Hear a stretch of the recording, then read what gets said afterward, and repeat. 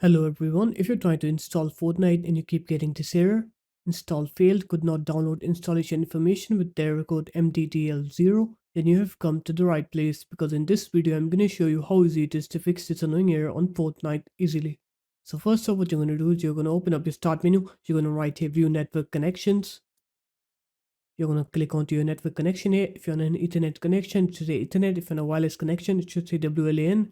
You're going to right click on your network connection, go into properties, go into Internet Protocol version 4, click use the following DNS server here, right here 1.1.1.1, and in the alternate, you're going to write here 1.0.0.1. Click OK again, and then you're going to close this menu up. You're going to open up your start menu again. You're going to write here run. You're going to write app data.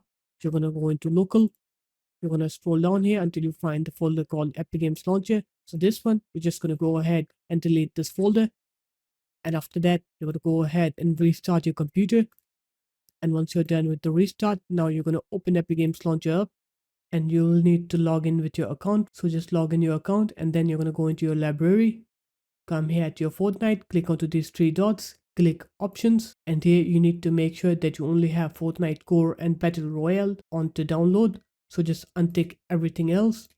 Just have Fortnite Core and Battle Royale download, click apply, and then you'll be able to install Fortnite on your computer. So there it is guys, that's how easy it was to fix Fortnite's error MD-DL-0. If you guys found this video helpful, make sure to leave a like, comment, and subscribe to the channel, and I'll see you in my next video. Peace.